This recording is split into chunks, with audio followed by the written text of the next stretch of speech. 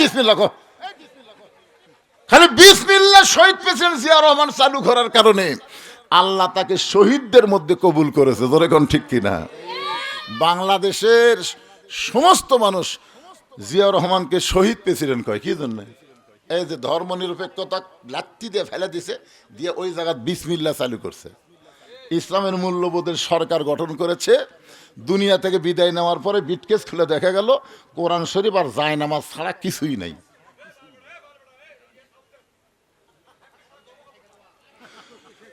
এই জন্য বিসমিল্লাহ খান। আপনারা বলেন তো, আল্লাহর প্রশংসা করা এটা কি আল্লাহর লাভ না বান্দার লাভ? আল্লাহর কোনোই লাভ নাই। আপনার যদি আমার প্রশংসা করেন, আমার দাওয়াত বাড়ে দেবে, কিন্তু আপনাদের কোনো লাভ হবে না। কোনো নেতার প্রশংসা করেন, সামনে ইলেকশনে ভোট বেশি পাবে, কিন্তু আপনাদের কোনোই লাভ নাই। কোনো ডাক্তারের প্রশংসা করেন, ডাক্তার রুগী বেড়ে যাবে, কিন্তু আপনি যে প্রশংসা করলেন আপনার কোনোই লাভ হলো না। কেবলমাত্র আল্লাহর প্রশংসা করলে আল্লাহর কোনোই লাভ নাই। বরং যারা প্রশংসা করবে আল্লাহ তাদের প্রতি এত খুশি হয়, আসমান এবং জমিনের ফাঁকা জায়গাটুকু আল্লাহ নেকি দিয়ে পরিপূর্ণ করে দেয়। এই দেখেন, আপনার যে সুবহানাল্লাহ কইলেন, এই সুবহানাল্লাহ বললে কি লাভ? বসে আছেন জামালপুরের মাহফিলে, আর আপনার জন্য আল্লাহ গাছ লাগাই দিল জান্নাতের বাগানে। কোন জায়গায় বসে আছেন আর গাছ লাগলো কোথায়? সেই গাছটাকে ছোট মোটো কোনো গাছ না, একটা তেজস্বী ঘোড়া দ্রুত গতিতে দৌড় দিলে ওই গাছের ছায়া অতিক্রম করতে 500 বছর লাগবে। যতবার সুবহানাল্লাহ বলবেন ততবারই একটা করে গাছ আল্লাহ তাআলা আপনার নামে জান্নাতে লাগাই দিবে। ইমাম গাজ্জালী রহমতুল্লাহ আলাইহি সুবহানাল্লাহ এরকম হয় কেন রে বা, কি হলো রে?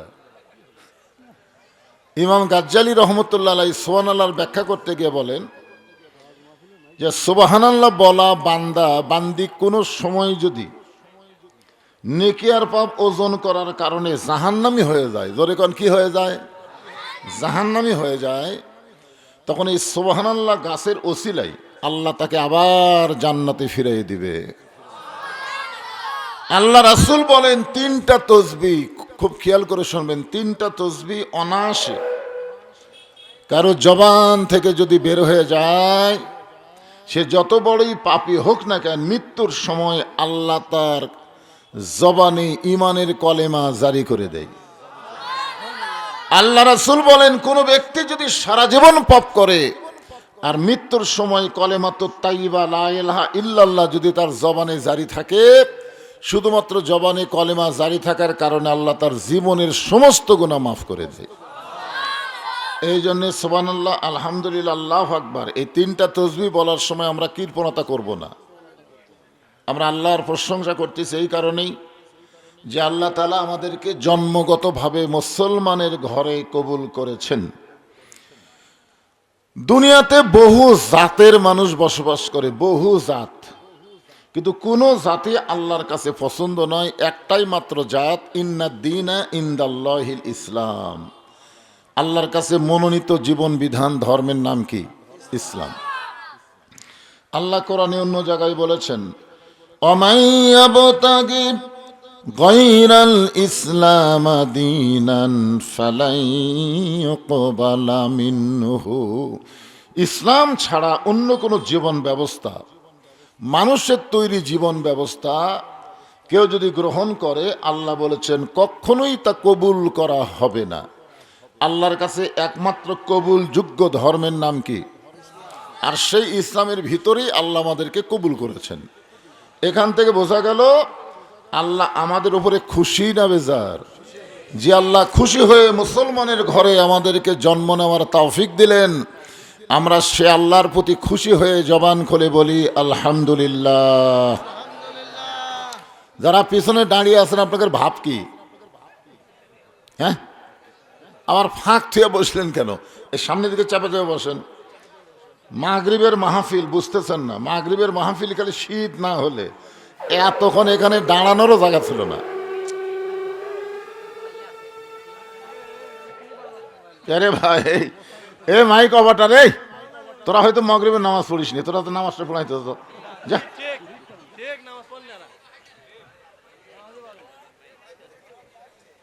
বিসমিল্লাহ কয়ে হাত দে, বিসমিল্লাহ বিসমিল্লাহ কও।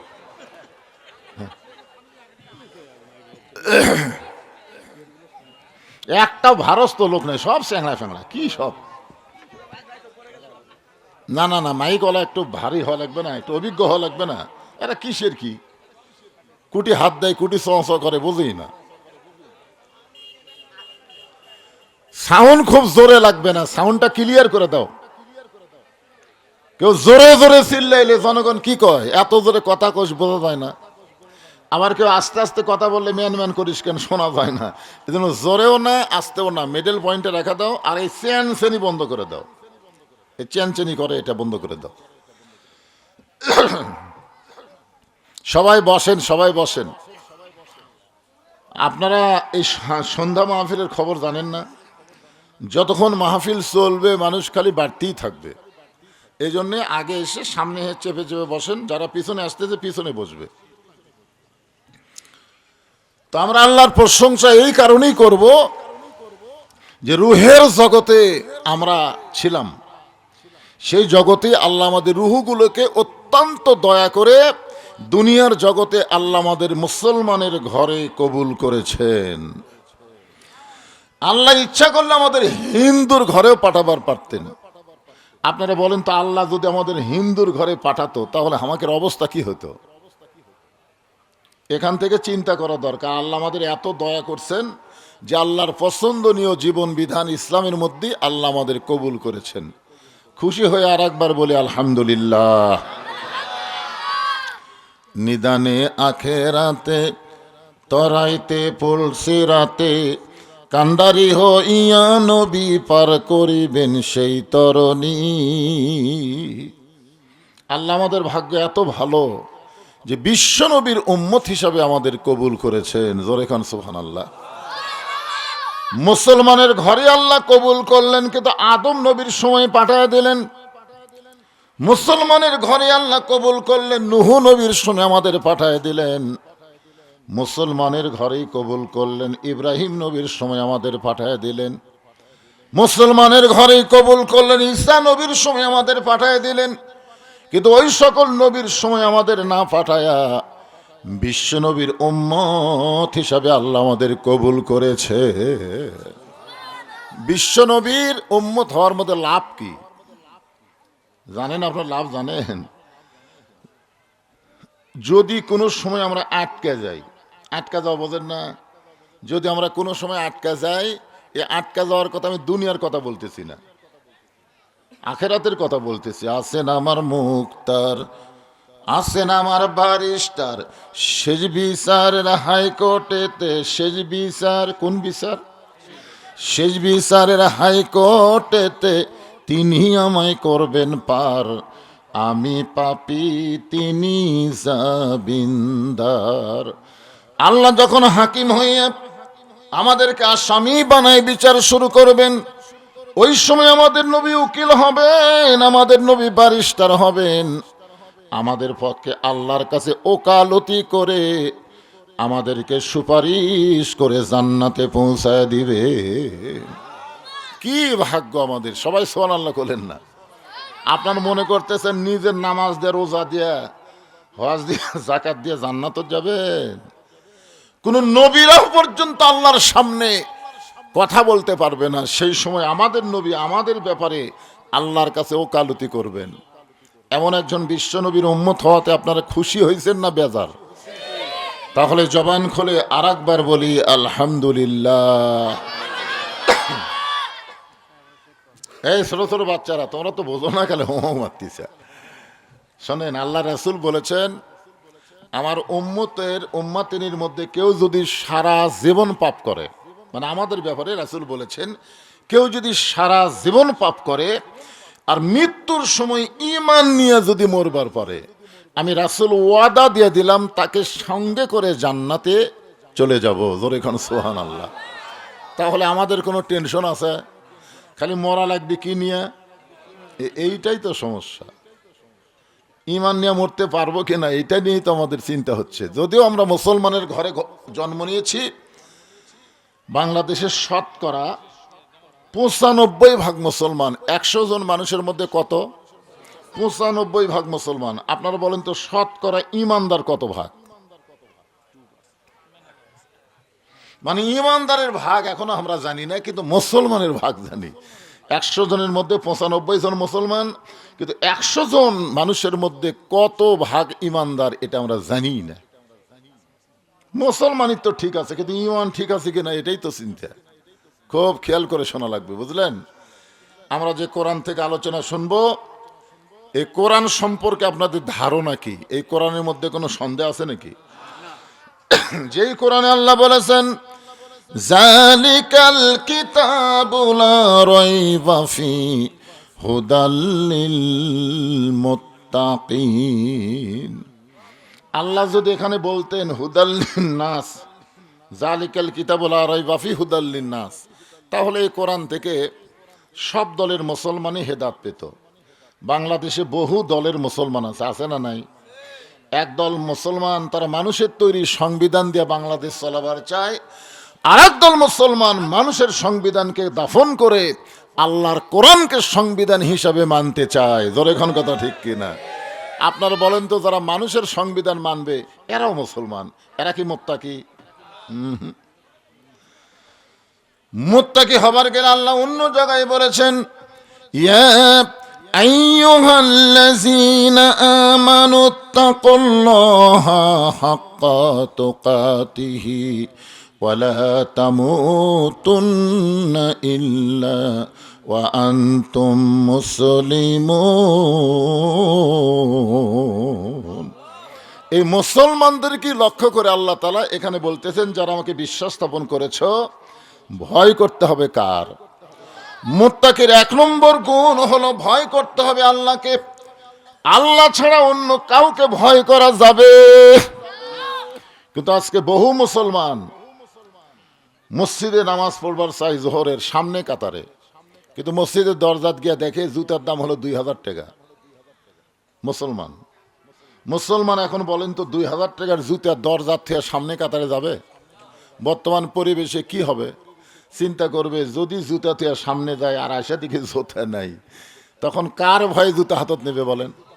আল্লাহর ভয়ে না চোরের ভয়ে? তার মানে বোঝা গেল বর্তমানে বাংলাদেশে মুসলমান হতে পারে, কিন্তু মুত্তাকি হওয়া বড় কঠিন হয়ে যাচ্ছে। মুত্তাকি হবার গেলে একমাত্র আল্লাহকে ভয় করা লাগবে। আর আল্লাহর ভয় দুনিয়ার কোনো মানুষের আইন দেওয়া হবে না। আল্লাহর ভয় তৈরি করতে গেলে আমার আল্লাহর কোরআনের আইন লাগবে। ধরে কোন ঠিক কি না? এর সাথে সাথে আল্লাহ বললেন হাক্কা তুকাতিহি, খুবই গুরুত্বপূর্ণ। আত্তাকুল্লাহ বলার সাথে সাথে আবার বললেন হাক্কা তুকাতিহি। মুত্তাকির ব্যাখ্যা হচ্ছে হাক্কা তুকাতিহি মানে নিয়ম মতো সবসময় আল্লাহর ভয় করা লাগবে। নিয়ম অনুযায়ী সবসময় ভয় করা লাগবে কার? আল্লাহর নিয়ম। এখন নিয়ম অনুযায়ী যদি আল্লাহর ভয় সবসময় করতে চাই, তেমন একটা পরিবেশ আমাদের বাংলাদেশে দরকার আছে না নাই? যেরকম আছে না নাই? বর্তমানে এই পরিবেশে আমরা আল্লাহর ভয় করতেছি কখন? যখন হচ্ছে চামড়া ঢিল, আল্লাহর সাথে দিছি মিল।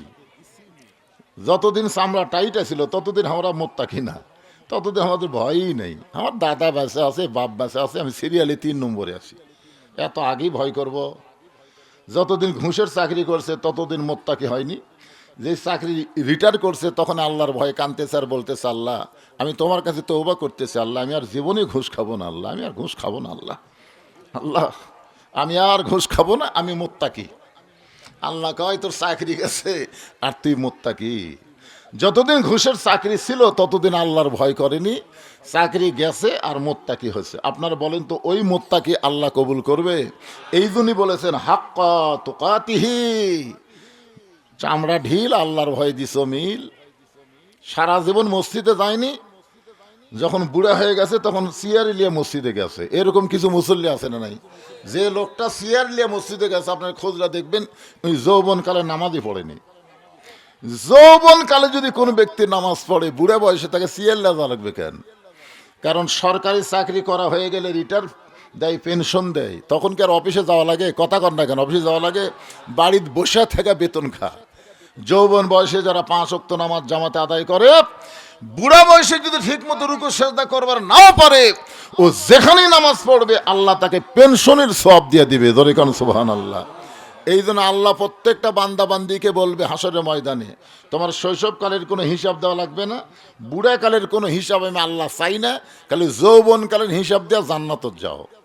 তাহলে আল্লাহর ভয় যথাযথ নিয়ম মতো কখন করা লাগবে? বুড়া বয়সে না যৌবন বয়সে? এই যৌবনটা আল্লাহর কাছে অত্যন্ত গুরুত্বপূর্ণ একটা বিষয়।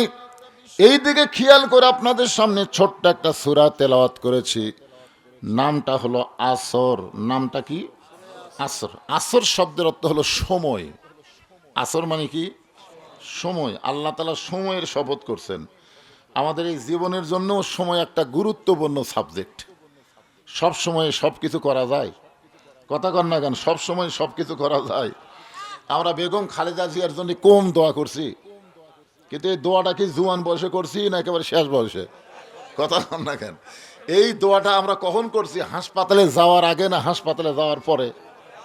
হাসপাতালে যাওয়ার পরে ডাক্তার যখন বলতেছে আমাকে ক্যাপাসিটির বাইরে, আমরা আর পারতেছি না, তখন বলতেছে সবাই দোয়া করেন, দোয়া করেন। আল্লাহকে দোয়া চাওয়া লাগবে কখন আর চালি কখন?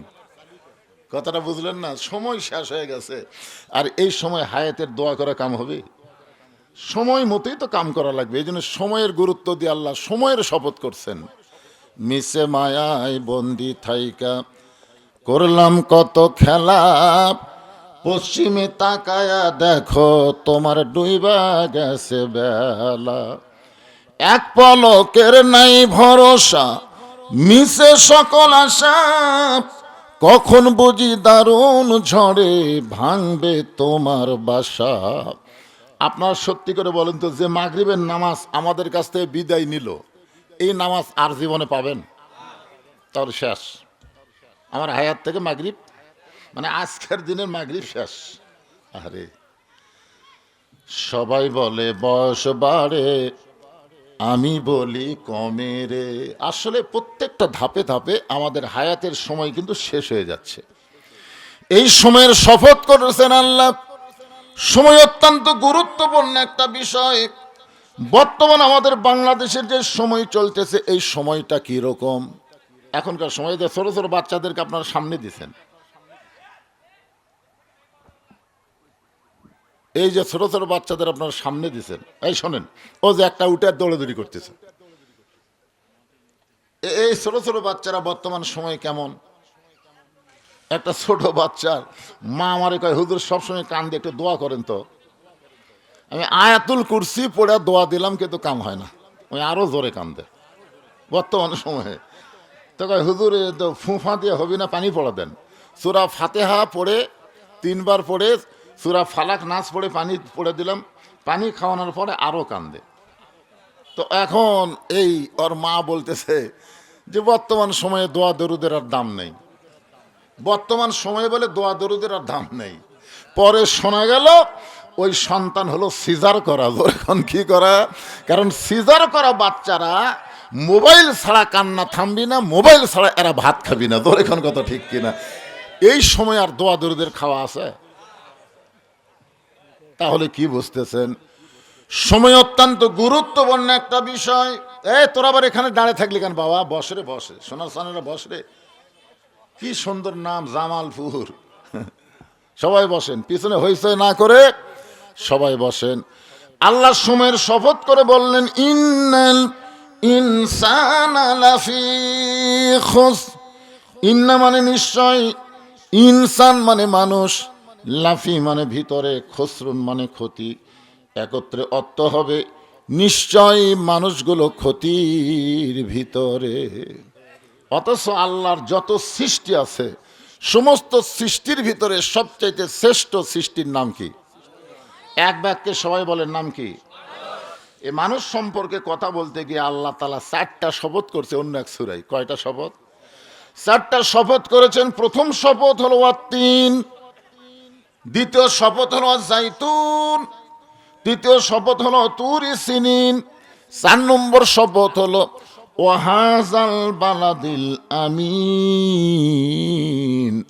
এরপরে আল্লাহ বলতেছেন, লাকাদ খলাকনাল ইনসানা ফি আহসানি তাকবীম। আল্লাহু আকবার। দেখেন মানুষকে আল্লাহ কত ভালোবাসে, যে আল্লাহ বলতেছেন অবশ্যই মানুষকে আমি সর্ব উত্তম আকৃতিতে সৃষ্টি করেছি। যে মানুষকে আল্লাহ তো সুন্দর করে সৃষ্টি করলেন, তৈরি করলেন, এই মানুষ ক্ষতির মধ্যে পড়ুক এটা আল্লাহ কখনোই চায় না। এই কারণেই তো আমরা গজলের মধ্যে বলি, আদর করে মানুষ আল্লাহ বানায়া কেমনে দিবেন ক্ষতির মধ্যে ফেলিয়া। কি মনে করতেছেন আল্লাহ মানুষকে ভালোবাসে কম না বেশি? কত বেশি। এটা আমাদের বাবা আদমকে তৈরি করার ইতিহাস পড়লেই তোমরা আশ্চর্য হয়ে যাব। মাটির আদমকে আল্লাহ তৈরি করিয়া ঘোষণা করিলেন আল্লাহ শ্রেষ্ঠ বলিয়া। তাই নূরের ফেরেশতা করে মানুষকে সেজদা, তাই নূরের ফেরেশতা করে মানুষকে সেজদা। সবার চেয়ে দিলেন মাটির মানুষকে সম্মান। সবাই বলেন আল্লাহু আল্লাহু, বলেন আল্লাহু আল্লাহু, তুমি জাল্লি জালালুহু। শেষ করা তো যায় না গে তোমার গুণগান। এত সুন্দর করে এত দাম দিয়ে আল্লাহ মানুষকে তৈরি করেছেন, সেই মানুষ ক্ষতির মধ্যে পড়ুক এটা আল্লাহ চায় না, ঠিক কিনা বলেন? যার কারণে আল্লাহ বললেন ইল্লাল্লাযীনা আমানু ওয়া আমিলুস সালিহাতি ওয়া তাওয়াসাউ বিল হক ওয়া তাওয়াসাউ বিস সবর। এখানে আল্লাহ চারটা বিষয় বলছেন। জোরে কোন কয়টা? আমার আঙ্গুলের দিকে তাকায়, ছোট ছোট বাচ্চারা এদিক তাকাতো, বাবা এদিক তাকাতো।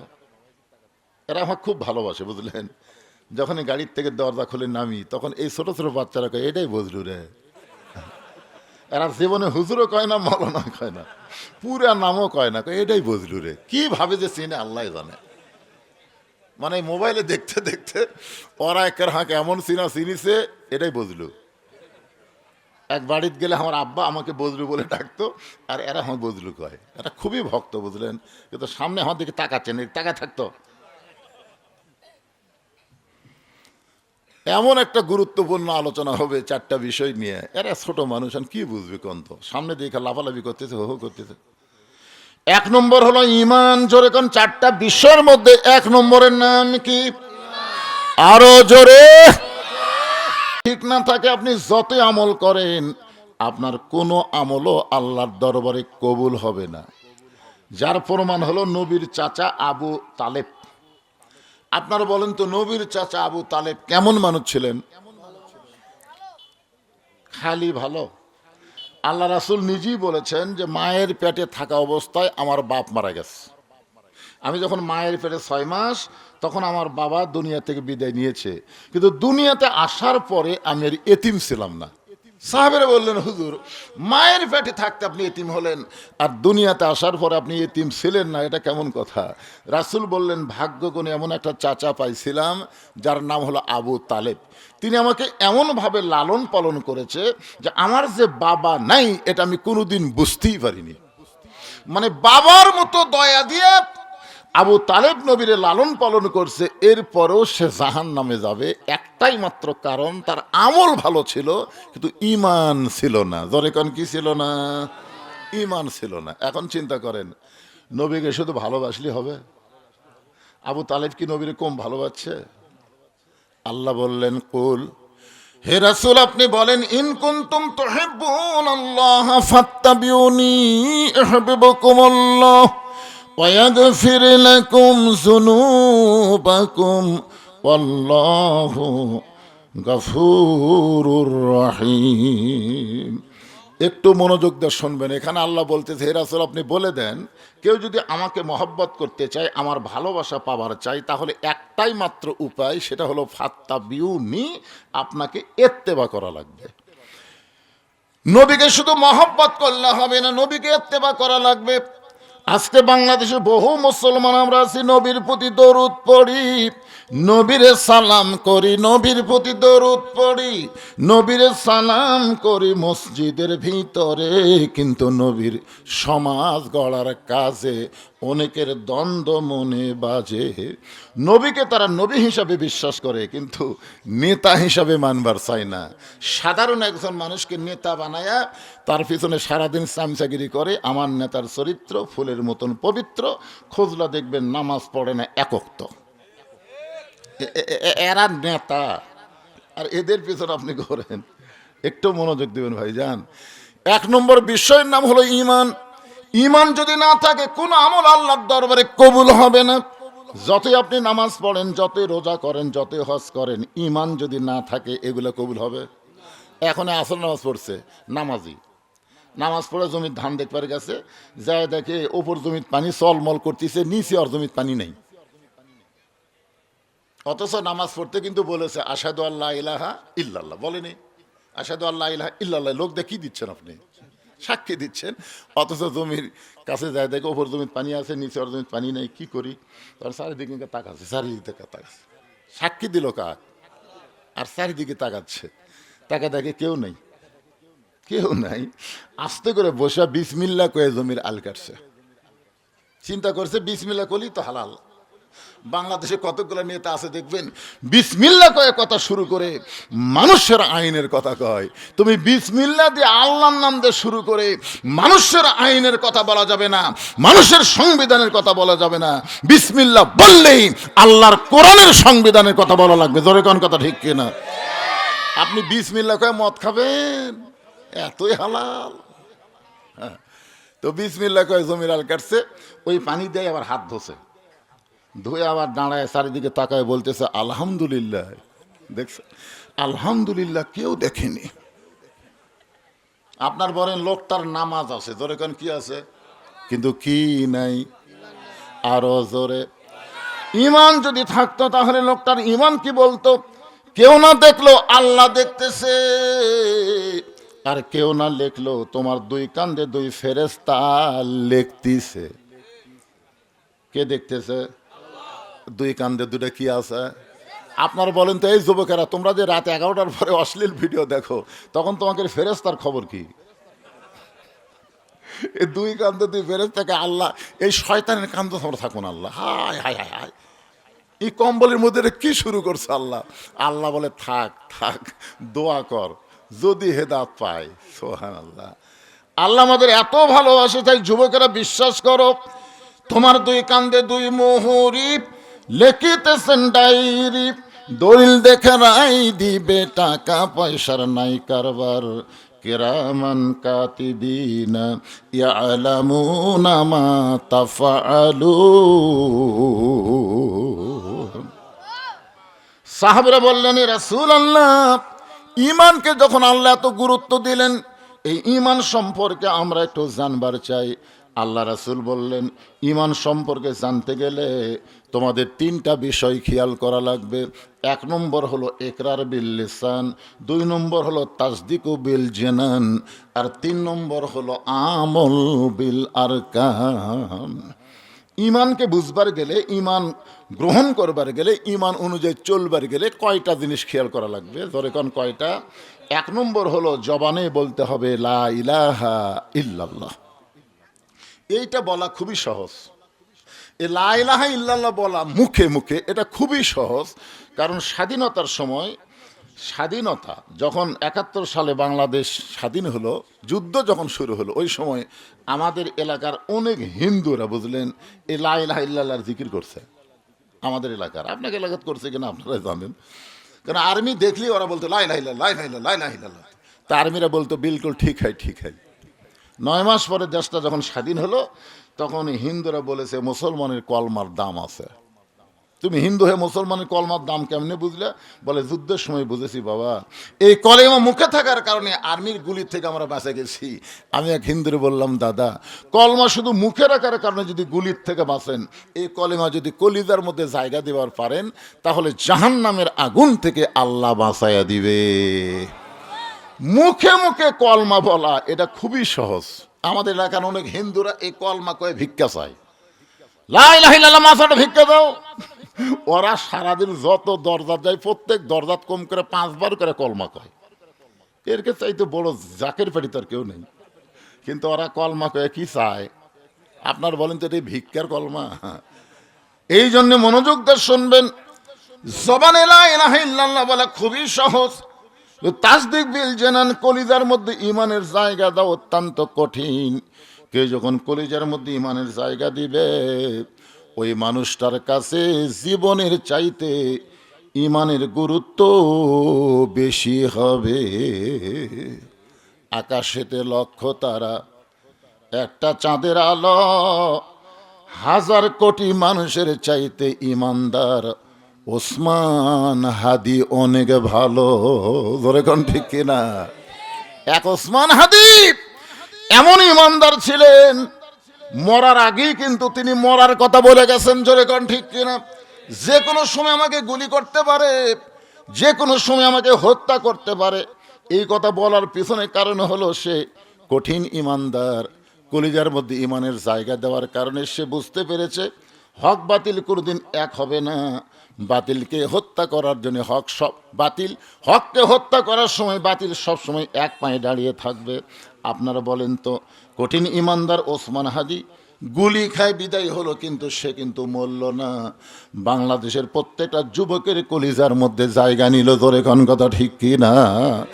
তাসদিক বিল জানান কলিজার মধ্যে ইমান যখন আসবে, ওই মানুষের কাছে জীবনের চাইতে ইমানের গুরুত্ব অনেক বেশি হবে। এমন একজন মানুষকে উকিল বলতে, স্যার স্যার আপনি যদি রাষ্ট্রপতির কাছে বাঁচার দরখাস্ত লেখেন তাহলে আপনার ফাঁসির দণ্ড মওকুফ হয়ে যাবে।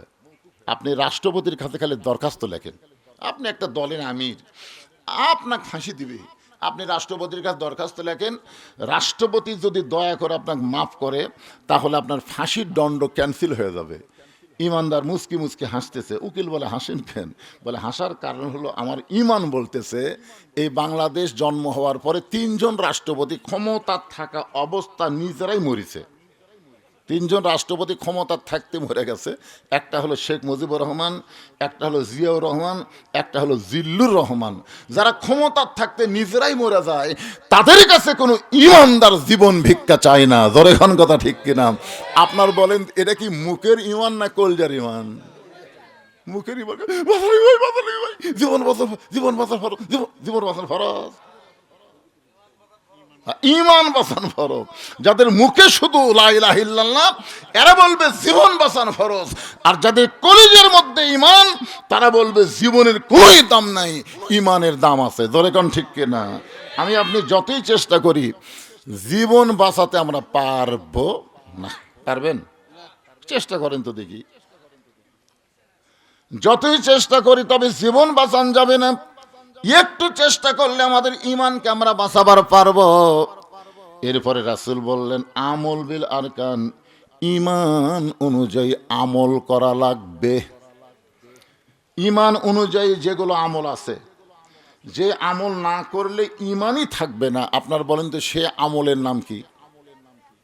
আমার কথা কি কি কি শুরু হলো?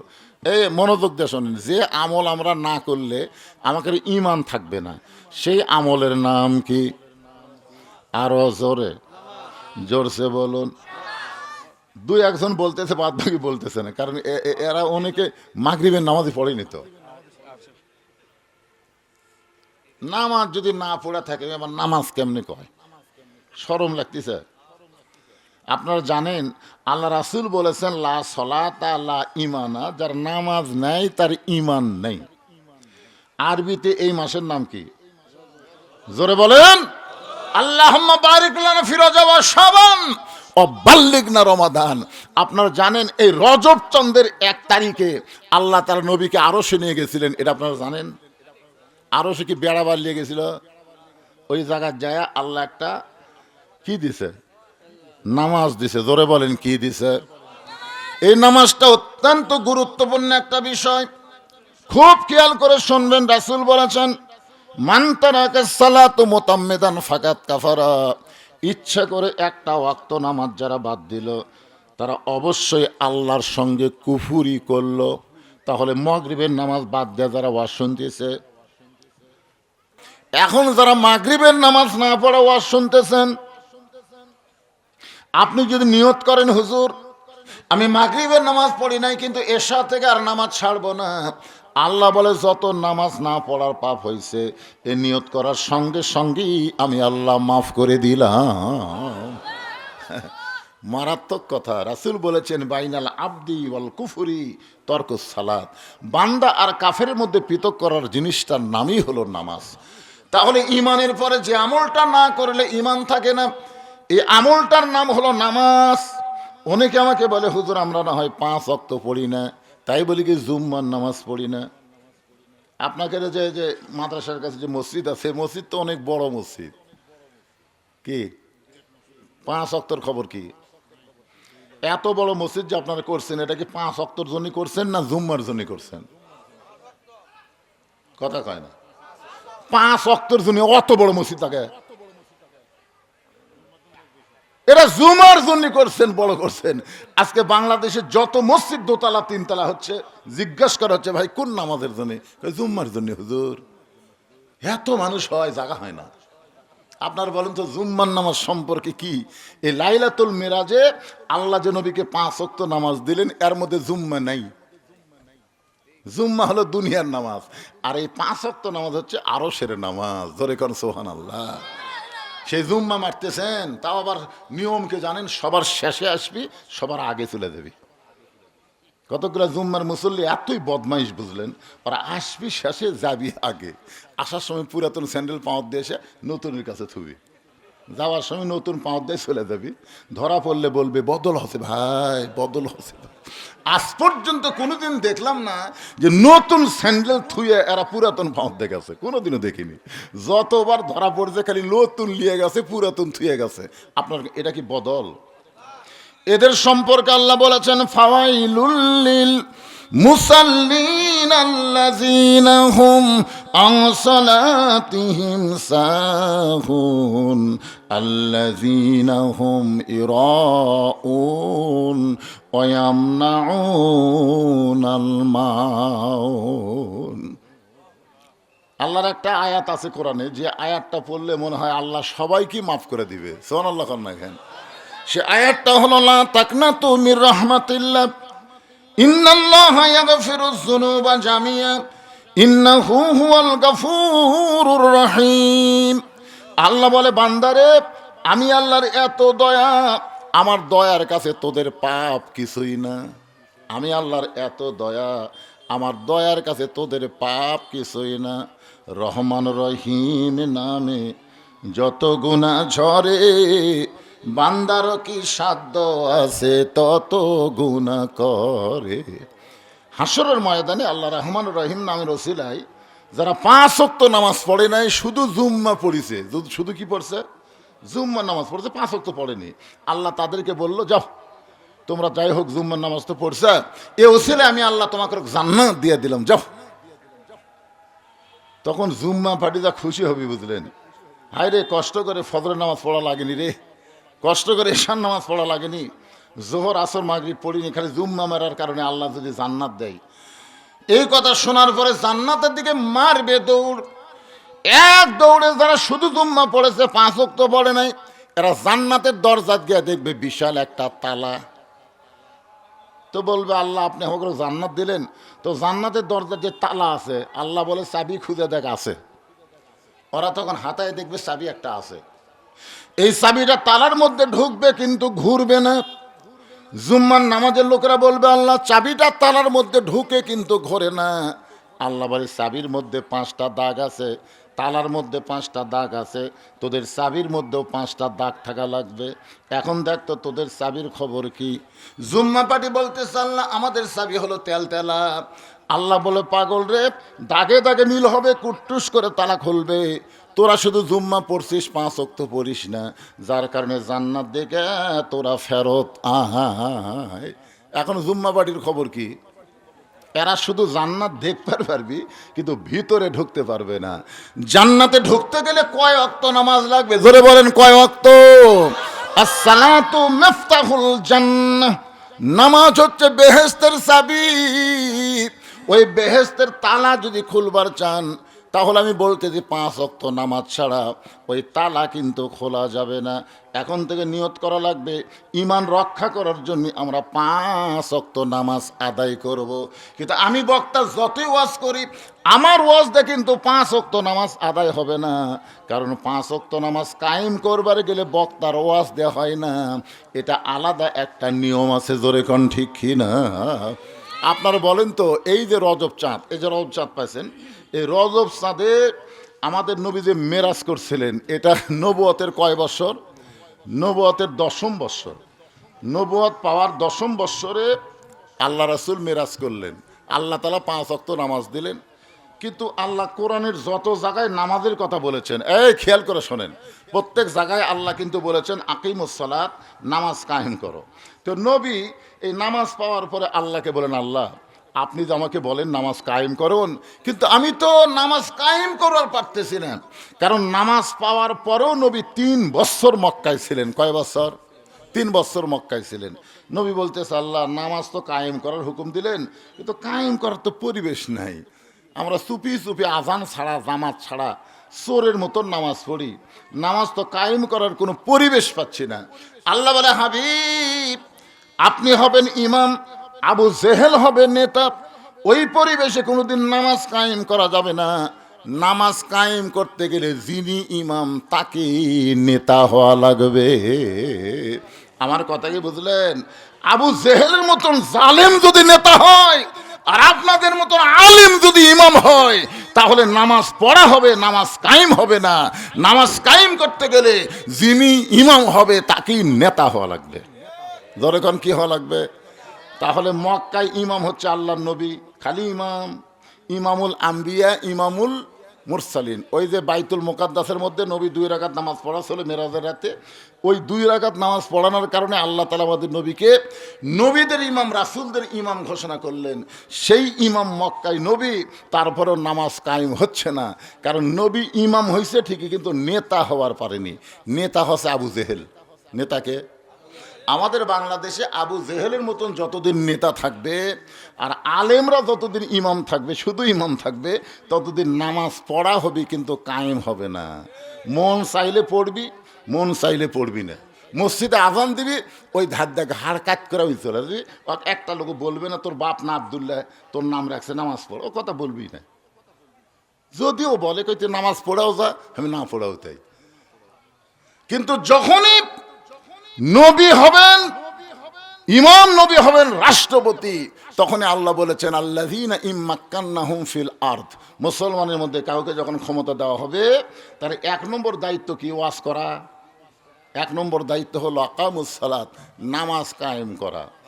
নামাজ যখন কায়েমের বিল পাস হবে, এই বিল পাস করতে গেলে সব দেখা হলো শেষ। আগামীতে আমরা দেখব আল্লাহর কোরআনের বাংলাদেশ। জোরে কোন কথা ঠিক কিনা? একটু মনোযোগ দিয়ে শুনবেন। পুরুষ মানুষের জন্য 1 নম্বর নেক আমল হলো নামাজ। আমরা যারা পুরুষ মানুষ, আমাদের জন্য 1 নম্বর নেক আমল হলো নামাজ। কিন্তু যারা পর্দার অন্তরে বসে বসে ওয়াজ শুনতেছে, ইনাদের জন্য 1 নম্বর নেক আমল কিন্তু নামাজ না। নারীদের জন্য 1 নম্বর নেক আমলের নাম হলো পর্দা। জোরে বলেন, নাম কি? আচ্ছা বলেন তো, মেয়েদের পর্দা যদি না থাকে, নামাজ হবে, রোজা হবি, হজ হবি, কোন ইবাদতে আল্লাহ কবুল করবে না। মায়েরা শোনেন, পর্দা যদি না থাকে, আপনার একটা ইবাদত আল্লাহ কবুল করবে না। কারণ মেয়েদের 1 নম্বর নেক আমলের নাম হলো পর্দা। পর্দা মানার পরে যা করবেন আল্লাহ কবুল করবে। পর্দা ছাড়া করলে হবে না, পর্দার মধ্যে থাকাই করা লাগবে। পর্দা মেয়েদের জন্য মানা সুন্নত না নফল? এটা কি ফরজ? ফরজে কিফায়া না ফরজে আইন? ফরজে কিফায় হলো দাদির গাঁত বোরকা আছে, নাতনির গাঁত নেই, এটা হলো ফরজে কিফায়। দাদি বুড়ি হচ্ছে তো এখন বোরকা ফড়াই লাগবে। ফরজে কিফায় হলো মরার পরে 5 কাপড় চাদর দিয়ে খাটনি ঢাকা, বাঁচা থাকতে যা করছে করছে। ফরজে কিফায় মরার পরে শুরু হয়ে গেছে। এখন 5 কাপড় দিয়ে চাদর দিয়ে খাটনি ঢাকা থছে। ফেরেশতা সে ঘুরতেছে আর বলতেছে, আল্লাহ এই জামালপুরের এই মেয়া যখন জীবিত আসলো, পাড়ার সবাই দেখছে, আল্লাহ মরার পরে 5 কাপড় দিয়ে আবার চাদর দিয়ে খাটনি ঢাকলো, কারণ কি? আল্লাহ বলে, এটা বাংলাদেশ রে, ওই দেশে পর্দা হলো ফরজে কিফায়া রে, মরার পরে মানে রে, বাঁচতে মানে না রে। তা আপনারা কোন পর্দা কি ফরজে কিফায়া? একটু খেয়াল করুন, ফরজে আইন হচ্ছে কি, এটা কখন থেকে পর্দা? আল্লাহ কোরআনে বলেন, অকরনা ফি বুয়ুতিকুন্না ওয়ালা তাবাররাজনা জাহিলিয়াতিল উলা। আমার মায়েরা যারা পর্দার অন্তরে একটু মনোযোগ দিয়ে শোনেন। এতক্ষণ পুরুষ মানুষের জন্য নামাজের ওয়াজ করলাম মা, কয়টা মিনিট একটু আপনাদের পর্দার ওয়াজ করি। কারণ মেয়েরা যদি ভালো না হয় আমাদের বাংলাদেশের ভবিষ্যৎ ভালো হবে হবে না। আমি দেখছি আজ থেকে 20 বছর আগে কোনো মেয়ে মানুষ সিজার করেনি, আজ থেকে 20 বছর আগে সিজার করেনি।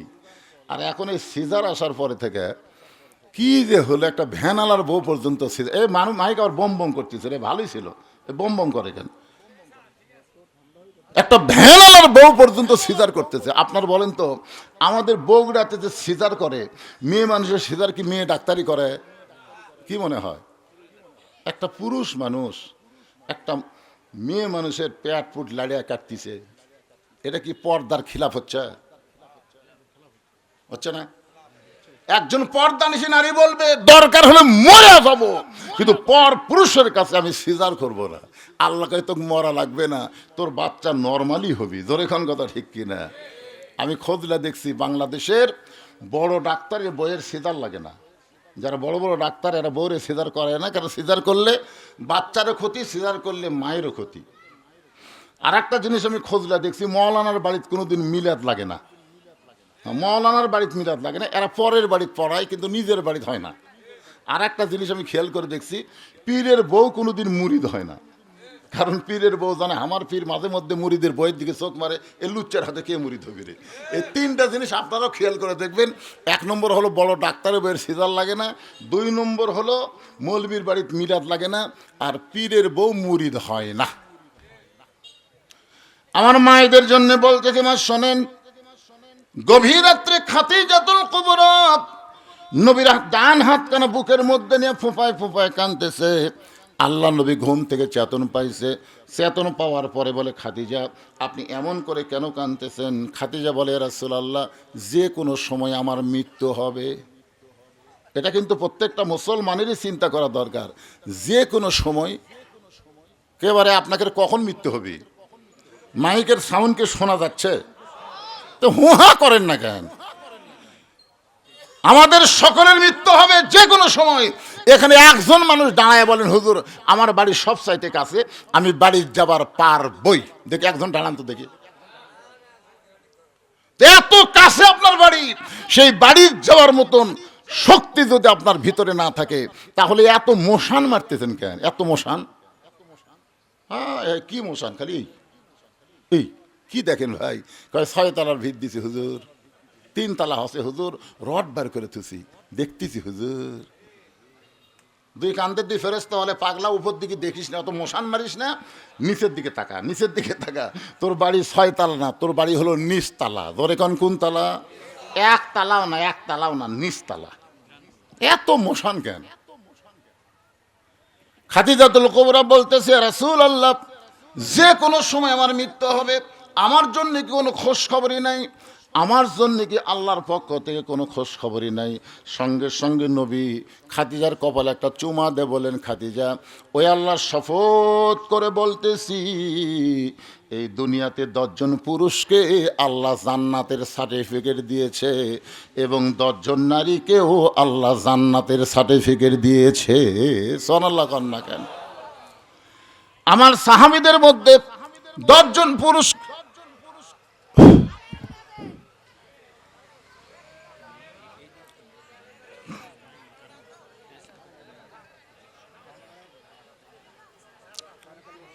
হইছে না করে আল্লাহর জিকির করেন, ইন্না লিল্লাহ পড়েন, ইন্না লিল্লাহি ওয়া ইন্না ইলাইহি রাজিউন। আল্লাহ কোরআনে বলেছে, যখন বিপদ আপদ মুসিবত আসবে তখন এই বেশি বেশি ইন্না লিল্লাহ পড়বা।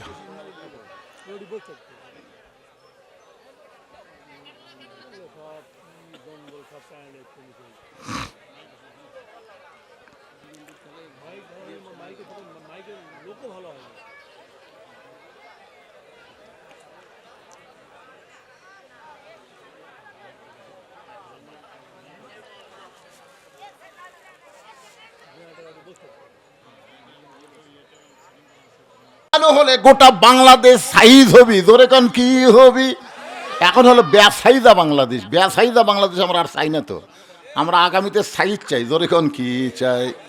হ্যাঁ, এই জন্যে একটু অন্ধকার হলো, আপনাকে ভালো লাগলো না।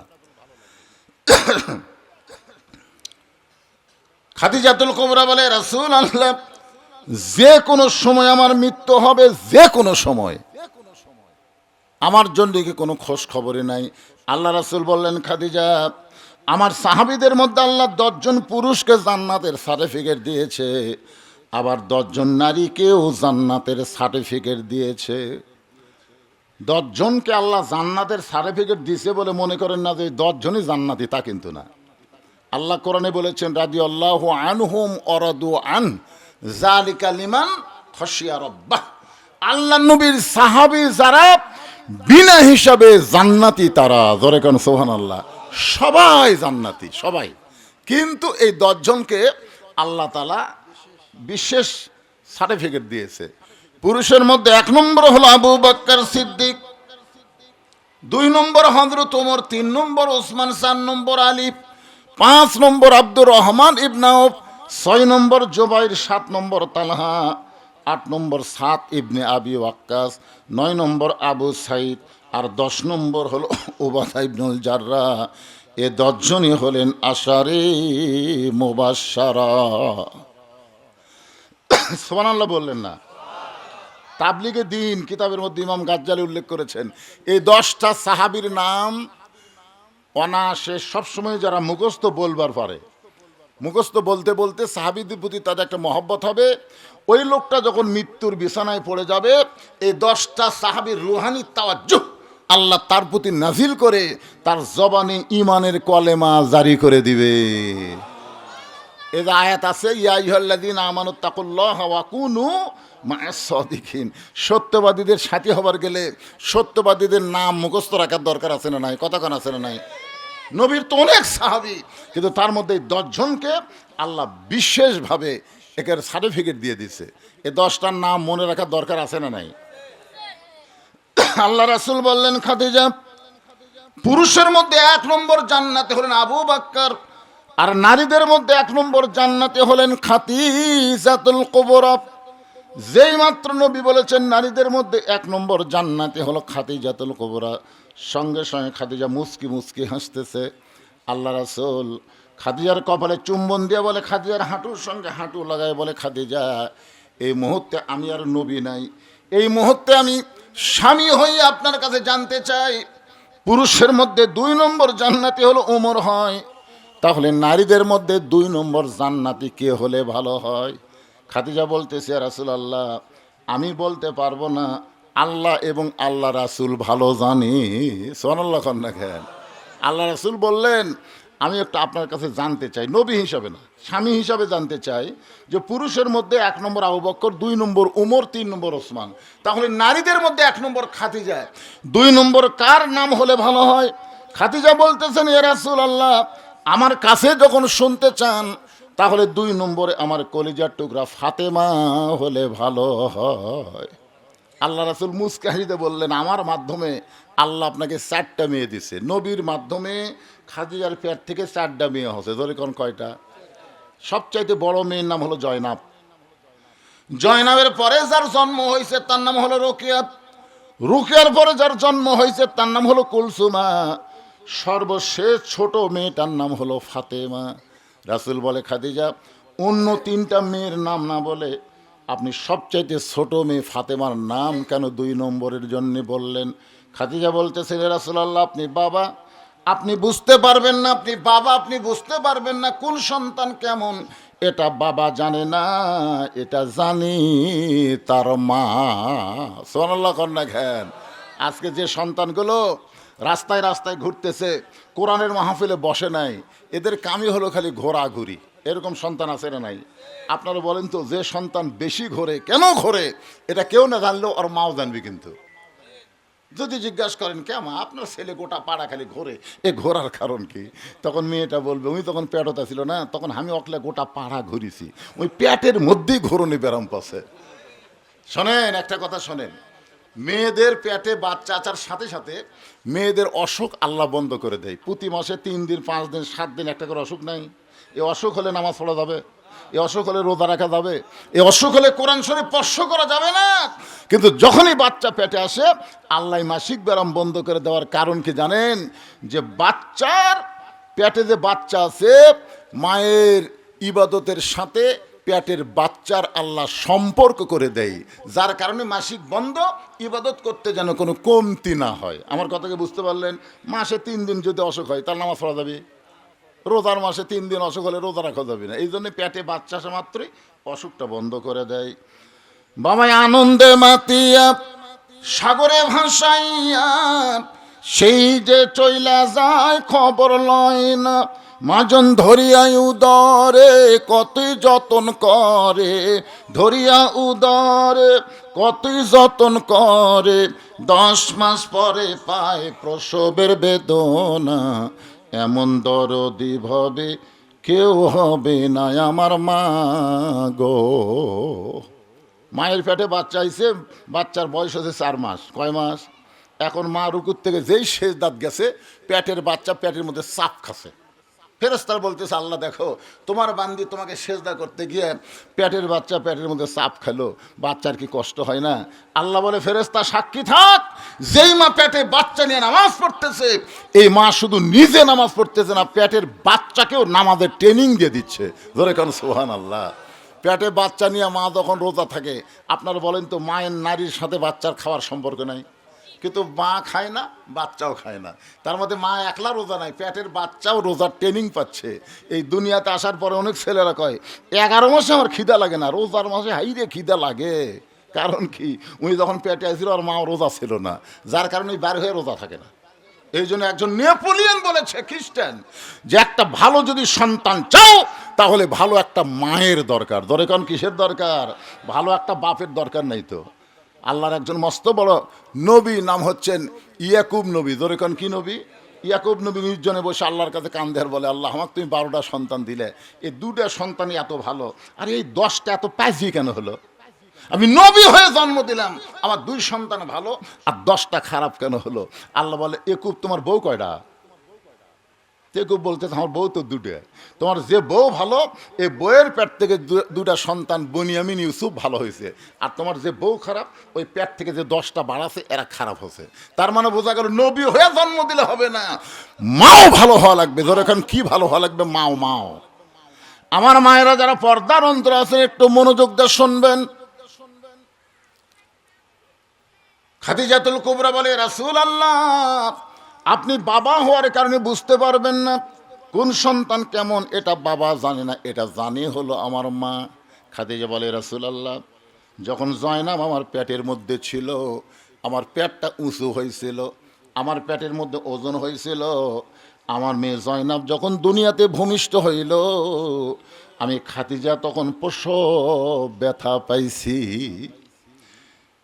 আমার রোকেয়া যখন আমার পেটের মধ্যে ছিল, আমার পেট উঁচু হয়েছিল, আমার পেটের ওজন হয়েছিল, রোকেয়া যখন ভূমিষ্ঠ হইল, আমি তখন প্রসব ব্যথায় জর্জরিত হয়ে গেলাম। আমার কুলসুমা যখন আমার পেটে ছিল, আমার পেটটা ওজন হয়েছিল, আমার পেটটা বড় হয়েছিল। এই কুলসুমা যখন ভূমিষ্ঠ হইল, তখন আমার রক্ত পর্যন্ত ঝরল, আমি প্রসব ব্যথায় ভুগলাম। কিন্তু আল্লাহর শপথ করে বলতেছি, আমার ফাতেমা যখন পেটের মধ্যে ছিল, আমার পেটটা উঁচু হয়েছিল, কিন্তু ফাতেমার ওজন আমি বুঝতে পারি নাই। এই ফাতেমা যখন ভূমিষ্ঠ হইল, আমার কোনো প্রসব ব্যথা হয়নি। আমি তাকায় দেখি আমার কলিজার টুকরা ফাতেমা তার 2টা হাত দিয়া তার ইজ্জত ঢেকে দুনিয়াতে চলে আইছে। আমি মা হইয়াও কোনোদিন তার ইজ্জত পর্যন্ত দেখতে পাইনি। আমি সেই দিন থেকে বুঝতে পেরেছি আমার মেয়ে ফাতেমা সাধারণ কোনো মেয়ে না। আল্লাহ যখন আমাকে 1 নম্বরে রাখছে, আমার ফাতেমাকে আল্লাহ যেন উমরের মতন 2 নম্বরে রাখে। পুরুষের মধ্যে 2 নম্বর উমর, মেয়েদের মধ্যে 2 নম্বর যেন ফাতেমা হয়। সঙ্গে সঙ্গে আল্লাহ রাসূল খাদিজার কপালে চুমা দিয়ে নবীর চোখ দিয়ে দর দর করে পানি পড়তেছে। খাদিজা বলে, রাসূলুল্লাহ আমার কপালে চুমা দিয়ে আপনি কেন কাঁদতেছেন? কি দুঃখ আপনার? রাসূল বলে খাদিজা আপনার ফাতেমা তো জান্নাতি নয়, আপনার ফাতেমা তো জান্নাতি নয়। খাদিজা বলে রাসূলুল্লাহ তাহলে ফাতেমার খবর কি? রাসূল বললেন আপনার পেটের মেয়ে ফাতেমা হলো জান্নাতি, নারীদের নেত্রী। আপনার তো সুবহানাল্লাহ করলেন, কিন্তু এইটা শোনার পরে খাদিজার সুবহানাল্লাহ হয় না। কি করলেন হুজুর? সর্বপ্রথম আমি ঈমান গ্রহণ করছি, সর্বপ্রথম আপনাকে নবী বলে স্বীকার কে করছে?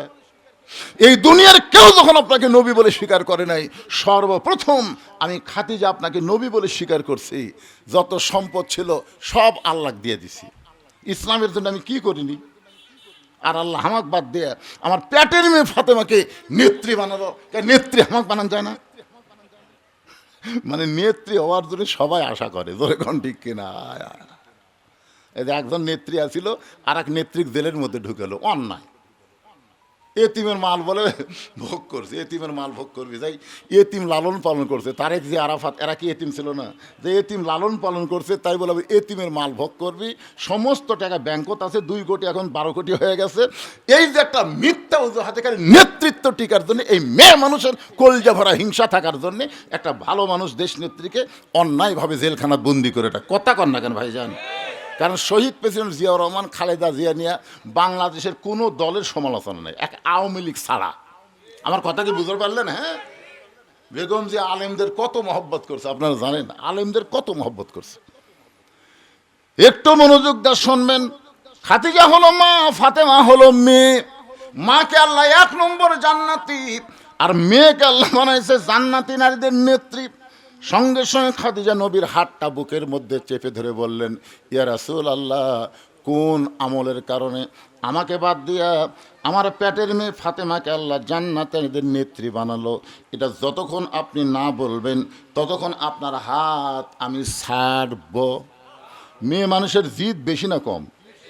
আল্লাহ নবীর হাত বুকের মধ্যে চাপা ধরে বলতেছে, হুজুর কোন আমলের কারণে আমাকে বাদ দিয়ে আমার পেটের মেয়ে ফাতেমাকে খাতুনে জান্নাত ডিগ্রি দিল? এটা যতক্ষণ না বলবেন আপনার হাত আমি ছাড়বো না। রাসূল বললেন, খাদিজা আমি আপনাকে 2টা প্রশ্ন করব। আমার 1 নম্বর প্রশ্ন হলো, আপনি হিসাব করে দেখেন তো আপনি কত বছর বয়সে ঈমান গ্রহণ করছেন? খাদিজা বলতে যে হুজুর, আমি যখন আপনার হাতে ঈমান গ্রহণ করেছি তখন আমার বয়স হলো 55 বছর। আল্লাহ রাসূল বলে, খাদিজা ঈমান গ্রহণ করার আগে আপনি কি ছিলেন? খাদিজা বলতেছি, ঈমান গ্রহণ করার আগে আমি কাফের ছিলাম। আল্লাহ নবী বলেন, খাদিজা তোমার হায়াতের 55 বছর তুমি কুফরি হালে কাটাইছো, আর যেই ফাতেমা তোমার পেটের মেয়ে সে কত বছর কুফরি হালে কাটাইছে একটাবার হিসাব করে বলো। খাদিজা বলতেছে, জান্নাতি জান্নাতি, আমার ফাতেমা জান্নাতি হয়ে জন্ম নিয়েছে। রাসূল বলে, 1 নম্বরে তো আপনি ধরা খেলেন, 1 নম্বরে আপনি ধরা খেলেন। আপনি 55 বছর কুফরি হালে কাটাইছেন, আর আপনার ফাতেমা জন্মসূত্রে জান্নাতি হয়ে জন্মেছে। ও খাদিজা, এখন আপনাকে আমি 2 নম্বর প্রশ্ন করি, একটু হিসাব করে দেখেন তো আপনার নাকের সাইজ কেমন? এটা দুনিয়ার কত পুরুষ বলতে পারে? আপনার চোখের সাইজ কেমন? এটা দুনিয়ার কত পুরুষ বলতে পারে? আপনার দাঁতের সাইজ কেমন? এটা দুনিয়ার কত পুরুষ বলতে পারে? আপনার গায়ের রং কেমন? এটা দুনিয়ার কত পুরুষ বলতে পারে? খাদিজা বলে, রাসূলুল্লাহ 40 বছর বয়সে যখন আপনাকে স্বামী বলে স্বীকার করলাম, ওই সময় মক্কার সবচাইতে ধনবতী রমণী আমি ছিলাম। এই ধনবতী হওয়ার পেছনে কারণ হলো আমার অনেকগুলো ব্যবসা ছিল। এই ব্যবসা চালাইতে গিয়ে হাজার হাজার পুরুষের সঙ্গে আমার লেনদেন হয়েছে।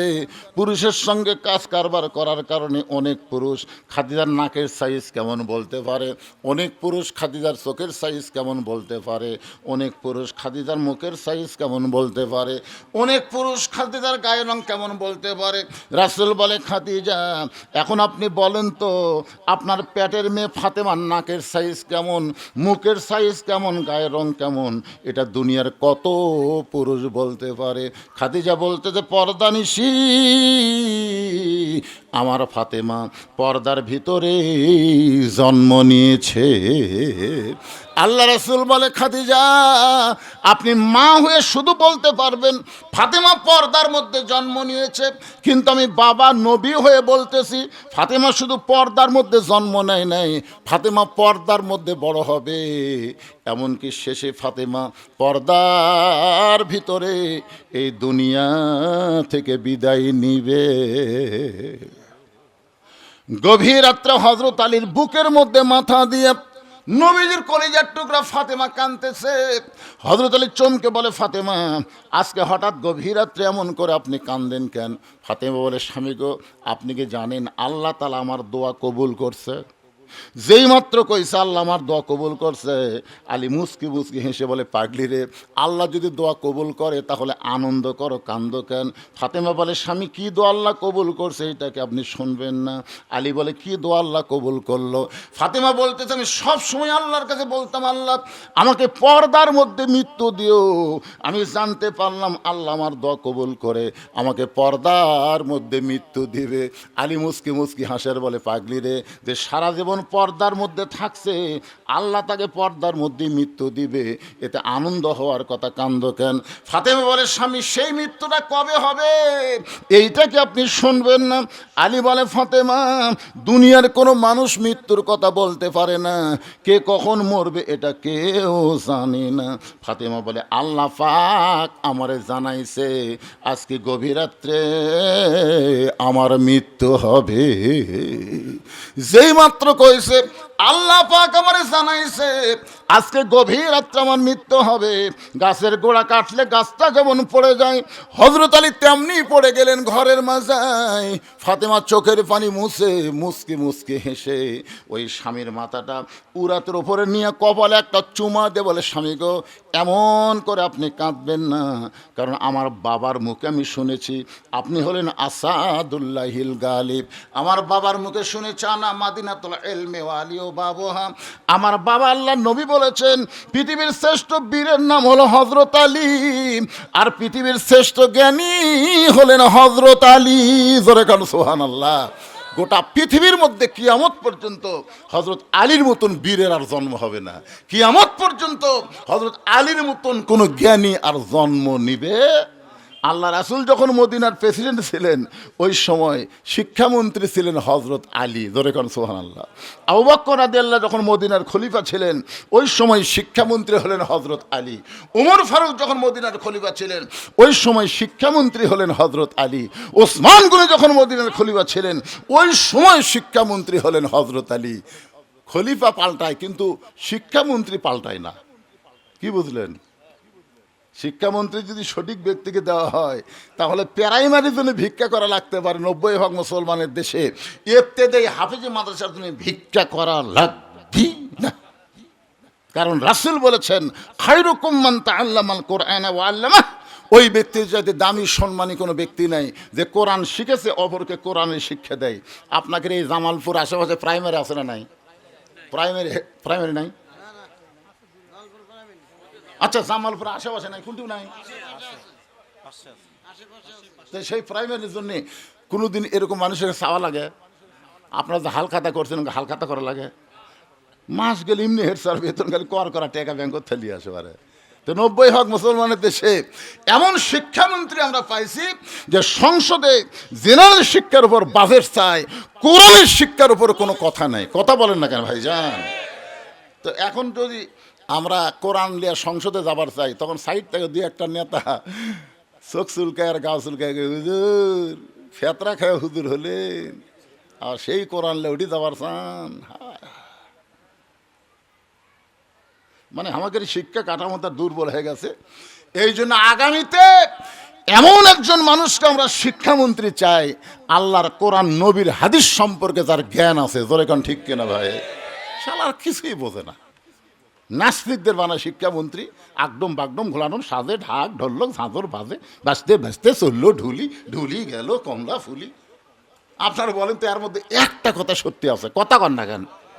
আইরে আই টিয়ে নাই ভরা দিয়ে নালে গেল বোয়াল মাছে, তাই না থেকে ভোদর নাচে, এটা কি? এইগুলা মিথ্যা শিক্ষা দিয়ে মাস গেলে 50,000 টাকা বেতন খালি গুনে নেয়। আর জালিকাল কিতাবুল আরাইফা বিহুদাল লিল মুত্তাকিন, আল্লাহর কোরআন শিক্ষা দিয়ে 3 মাস হলে বেতন বাকি, চাইলে কেশিয়ার খালি গরম দেখায়। হুজুর আপনারা আলিম মানুষ, ইন্নাল্লাহা মাস সাবিরিন, ধৈর্য ধরবেন হুজুর, ধৈর্যশীলদের সঙ্গে আল্লাহ আছে হুজুর। মনে হয় মৌলবীকের জন্য বাজার আলাদা। একই বাজারে প্রাইমারি মাস্টার হাট করে, এই মাদ্রাসার মোহতামিম বাজার করে, সব জিনিসের দাম একই। তোর 50, তোমার যে 6, তাহলে চলবি কীভাবে ভাই?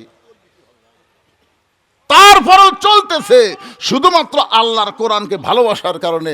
আল্লাহ আলাদাভাবে একটা রহমত বরকত দান করতেছে। জোরে কথা কর না কেন? হ্যাঁ,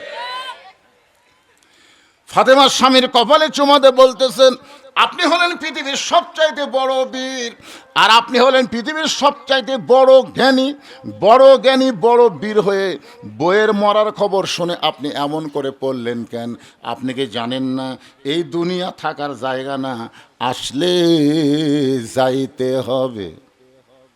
আমি যেই বলবো আসলে, আপনার বলবেন যাইতে হবে। এই সত্যি কথা বলতে আপনাকে আপত্তি আছে? কেবারে ওই একটা মুখত মাস্ক দিছে, ওই একটা মুখত মাস্ক দিছে, আবার কি করোনা ফিরে যাচ্ছে নাকি রে? এই দাও তো মাস্কটা খোলো তো দেখি। আমার মুখ দেখবার মুখত মাস্ক দেওয়াজ করলে কি বলতেন আপনারা? খোলেন এখন মাস্ক দেয় কি? একজন বক্তার চেহারা দেখেন, আমিও শ্রোতাদের চেহারা দেখা দেখের মধ্যে একটা মহব্বত আছে না নাই? তাহলে সবে জবান খুলে বলেন, আসলে কবে? আমি যেই বলবো কবে, আপনারা বলবেন জানি না। কবে? আরো জোরে। এখন টাকা দেন, কারণ আমরা যাব, কবে যাব জানি না। এই কোরআনকে বিজয় করার জন্যে, কোরআনের মাদ্রাসাকে চালু রাখার জন্যে সরকারি কোনো টাকা পাই না। আপনাদের কাছ থেকে আমি টাকা চাই। 100 জন আল্লাহর বান্দা এখানে আমি চাই একটা করে কোরআন শরীফ কিনে এ মাদ্রাসায় দিবেন। আপনার বাজারের যা কোরআন কিনা লাগবে না, খালি 500 টাকা দিবেন, একটা কোরআন দানের সওয়াব আল্লাহ আপনার বাপ মার কবরে দিয়ে দিবে। পৃথিবীর শ্রেষ্ঠ দান নবীর মাদ্রাসা একটা কোরআন। যে ব্যক্তি প্রথম 500 টাকা দিবে কোরআনের জন্যে, ওর দেখা দেখি যত মানুষ দিবে প্রত্যেকটা মানুষ দানের একটা সওয়াব আল্লাহ দিয়ে দিবে। এই প্রথম ব্যক্তি, ওটাই কিন্তু খুবই কঠিন, বাকি কিন্তু হবি না বাজান। ওটা আসেন মা, আসেন, দেখছেন উপর থেকে চান্স হিসেবে আসেন। 100 জন আসেন বাবা, একটু কষ্ট করে আসেন। আল্লাহ তোমার 2 জন বান্দা মাশাআল্লাহ 3 নম্বরে 3 জন আল্লাহর পাগল পাওয়া গেল। 3টা কোরআন শরীফ বাবু 1500 টাকা দান করেছে। আল্লাহ দানকে কবুল করেন। পিছন দিক থেকে আরেকজন 500 টাকা দান করেছে, আরেকজন কোরআন শরীফ বাবদ 500 টাকা দান করছে।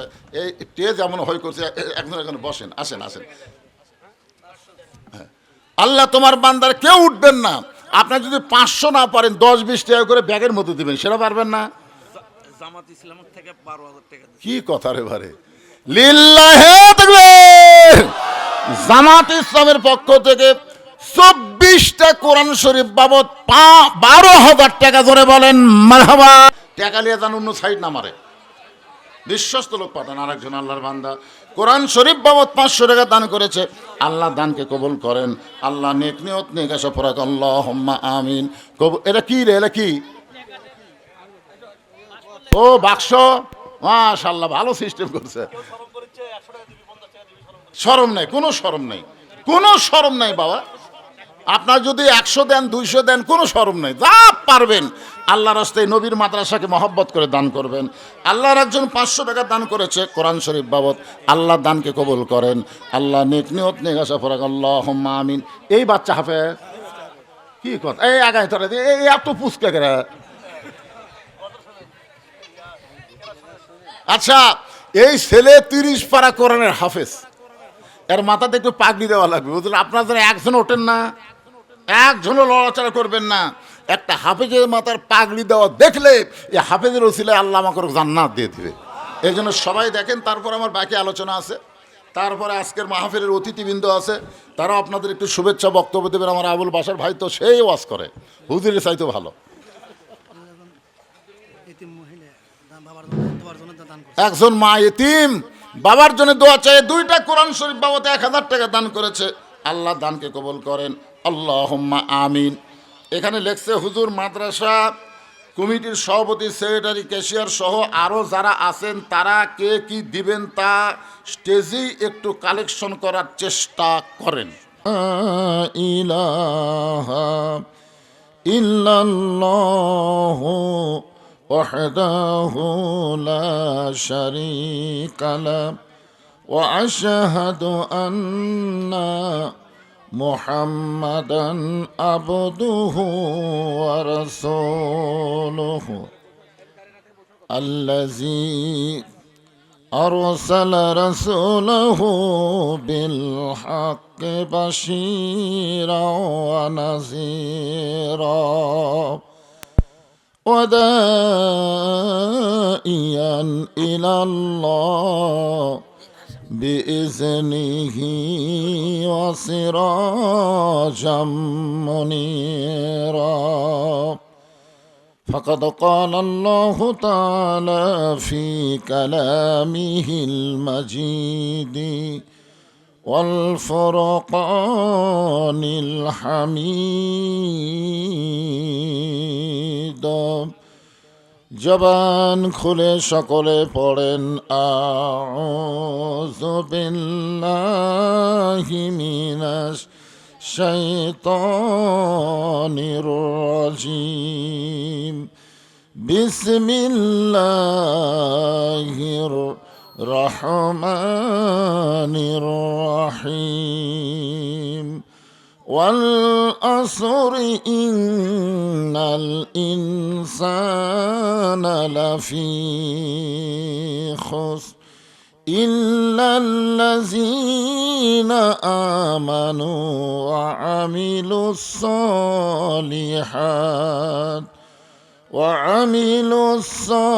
الصالحات وتواصوا بالحق وتواصوا بالصبر إن الله وملائكته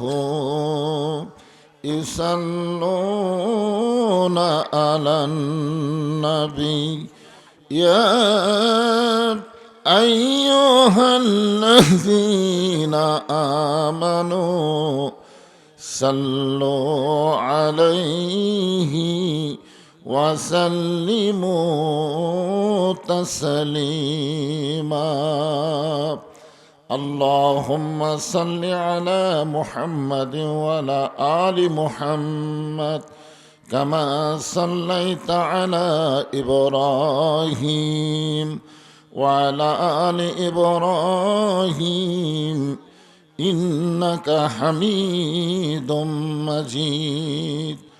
اللهم بارك على محمد وعلى آل محمد كما باركت على إبراهيم وعلى آل إبراهيم إنك حميد مجيد. مشرق حب محمد সকলে বলি সাল্লাল্লাহু আলাইহি ওয়াসাল্লাম। मतलाए दीवानी माँ मतलाए खुर्शीद इश्कास सीनाए सुजानी माँ बलागल उला बिकमालिही कशफत दुजा बिजमालिही हसनत जमीओ खिसालिही सल्लो अलैहि व आलिहि अल्लाहुम्मा आमीन। জান্নাতের বাগান থেকে জান্নাতি মানুষদেরকে নিয়ে আমি গুনাহগার তোমার রহমতের দরজায় দুখানা হাত তুলেছি আল্লাহ। হাসরের ময়দানে জাব্বার আর কাহার নামে রূপ নিয়া তুমি যখন বিচার শুরু করবে তোমার সামনে দাঁড়ায়া সমস্ত নবীরা নাফসি নাফসি বলে কাঁদতে থাকবে। এমন কঠিন অবস্থা হাসরে হবে, সেদিন সমস্ত নবী তার উম্মতকে ভুলে যাবে, শুধু বলবে আল্লাহ আমার কি হবে, আমার কি হবে। একমাত্র দরদি নবী শাফাতের কান্ডারি ইয়া রব্বি হাবলি উম্মতি বলে সেজদায় পড়ে যাবে। সেই কঠিন মুসিবতের সময় আজকের এই মাহফিলকে ওসিলা করে আমাদের সবাইকে রাসূলের উম্মতের কাতারে আল্লাহ কবুল করে নিও। সুবহান রাব্বিকা রব্বিল ইজ্জাতি আম্মা ইয়াসিফুন ওয়া সালামুন আলাল মুরসালিন والحمد لله رب العالمين لا إله إلا الله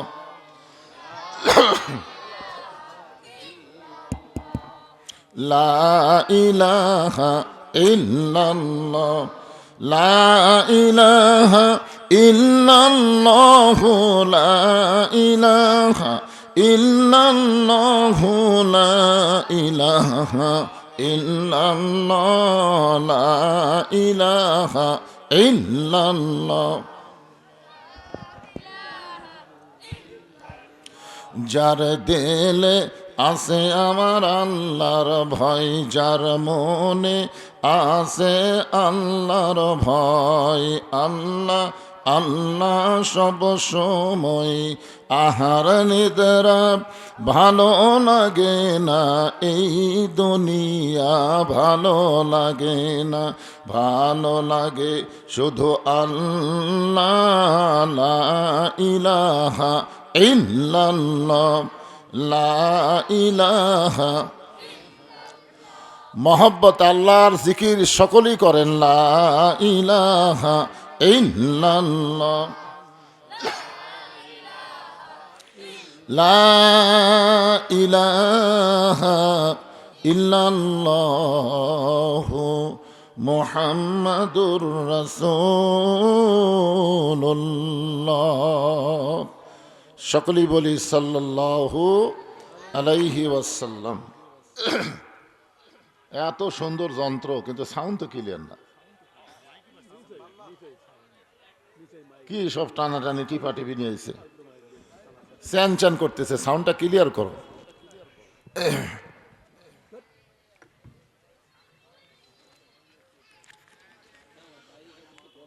জামালপুর ইবতিদায়ী নুরানি হাফেজ মাদ্রাসা কমিটি কর্তৃক আয়োজিত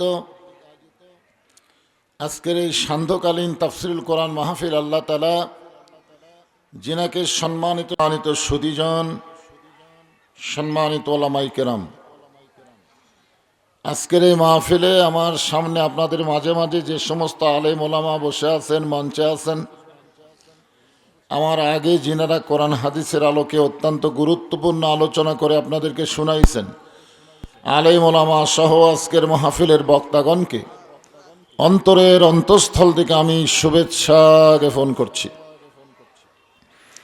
এই মুহূর্তে আমার সামনে যারা বসে আছেন, কঠিন শীতকে উপেক্ষা করে আজকের এই জান্নাতের বাগানে আল্লাহ যিনাদেরকে কবুল করেছেন, সকলে বলেন আমিন। আপনারা ইচ্ছা করলে এখানে আসতে পারবেন না যদি আল্লাহ না চায়, ঠিক কিনা বলেন? আল্লাহ কোরআন কারীমে ইরশাদ করেন, মা সাবাকা মিন হাসানাতিন ফামিন আল্লাহ। বান্দা বান্দির দ্বারা যখন কোনো ভালো কাজ হয়, এ কাজ বান্দা বান্দি করে না, বরং আল্লাহ করায়। আপনার বলেন তো, এই কোরআন কারীমের মাহফিলে বসা ভালো কাজ না খারাপ কাজ? তাহলে এই ভালো কাজ কে করালেন? যে আল্লাহ দয়া করে, রহম করে, মেহেরবানি করে আজকের এই জান্নাতের বাগানে আমার সামনে আপনাদের কবুল করেছেন। আমি আমার অন্তরের অন্তঃস্থল থেকে আপনাদের সবাইকে শুভেচ্ছা জ্ঞাপন করছি। সম্মানিত মা বোনেরা, পর্দার অন্তরালে বসে বসে যারা আলোচনা শুনতেছেন, তাদেরকে শ্রদ্ধা জ্ঞাপন করে এই মুহূর্তে জানতে চাচ্ছি আপনারা সকলে কেমন আছেন? আলহামদুলিল্লাহ রব্বিল আলামিন। যে আল্লাহ শারীরিক সুস্থতা, মানসিক প্রশান্তি দান করে আজকের এই জান্নাতের টুকরার মধ্যে কবুল করলেন, আমরা সে আল্লাহর উপরে খুশি না বেজার? তাহলে জবান খুলে সমস্বরে সকলে বলবো, রব্বানা লাকাল হামদ হামদান কাসীরান তাইয়িবান মুবারাকান ফীহি। আপনারা দেখেন, খেয়াল করে, ছোট ছোট বাচ্চাদের সাউন্ড কিন্তু জোরে শোনা যাচ্ছে, ঠিক না? কারণ কি?